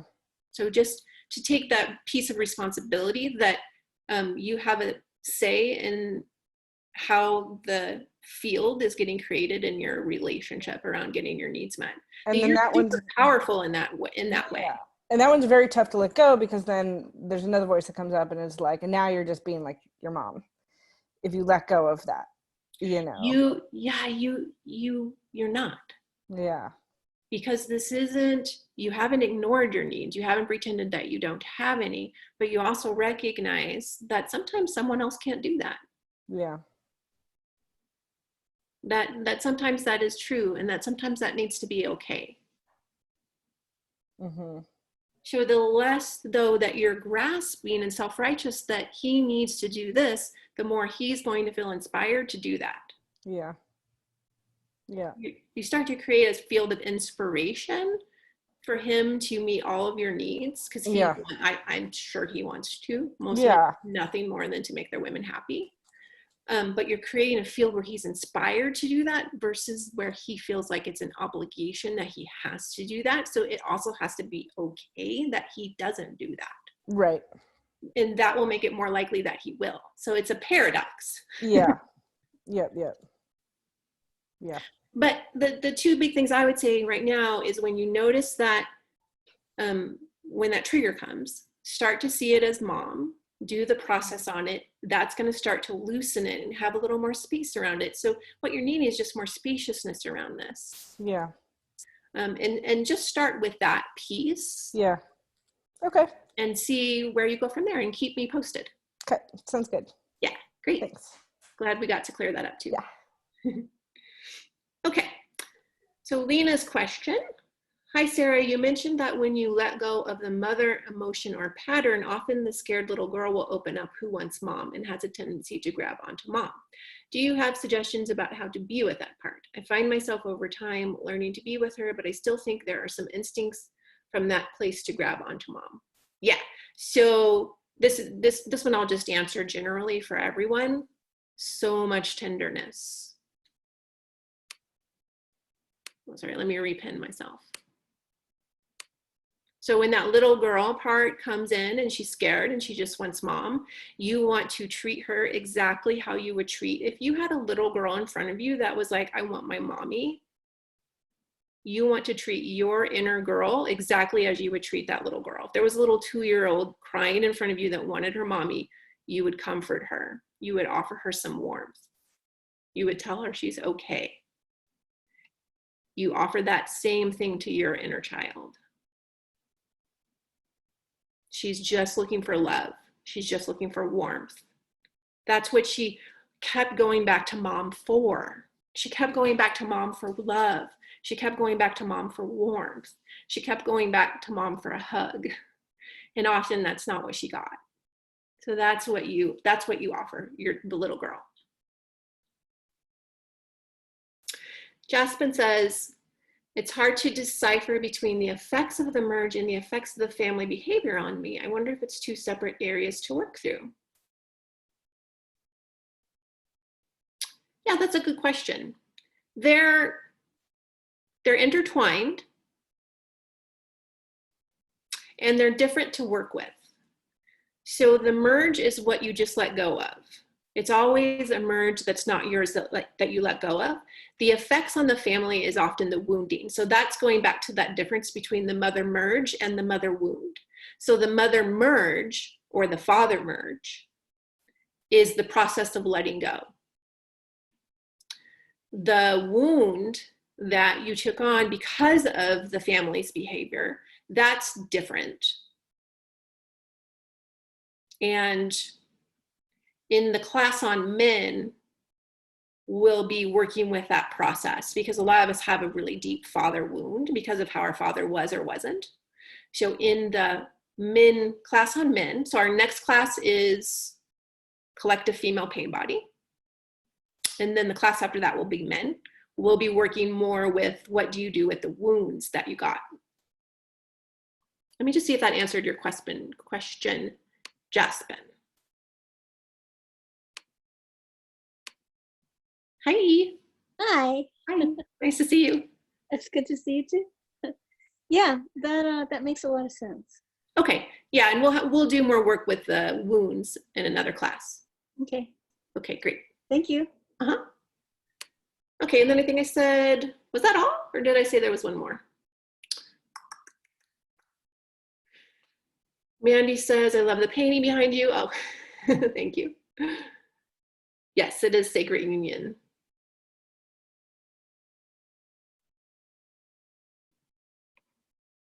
Okay, Kathy says, so the overcompensation piece, I always said that I'll never be like my mom. Yeah, like many of us. So for a long time, I tried really hard to be the exact opposite. Yes. Is that part of the merge? Yes, that's a really great question.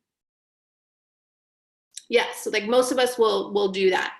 Let me see. This would be better for me to give an example of. Okay. So one ways that showed up for me was I'll never be, I'm trying to find the right words. Hold on. It's something like I'll never be a doormat to a man. That's not quite right. It's like I'll never be a man's slave. I'll never, like I was very adamant, I'm gonna create this 50-50 relationship where the man was gonna do the dishes too. Like, because I saw my mom do all of the housework, right? And then be really angry and resentful that she did all of that. So I had this like adamant thing, like I am an empowered 20th century woman and I'm never going to have this kind of relationship. And what that was though was from the pain of the merge with her resentment. So underneath that was the merge that had pain in it. And the pain was causing me to then be so righteous and so adamant that I was never going to do this. And that took me away from my genuine essence and my genuine desire to sometimes cook for a man, to sometimes be a support system for a man. Like I went in the opposite direction where I was never gonna like do a man's shit for him. And that came from pain and anger. That was the merge with mom. The pain and anger was the merge with mom. And so I reacted to it by self-righteously going in the opposite direction. Okay. Did that help answer your question, Kathy? Where is she? Yes, thumbs up. Okay, okay, great. So let's just take a second. Anyone still left? Just feel your body. This was a lot today. So don't feel like you have to hold on to everything.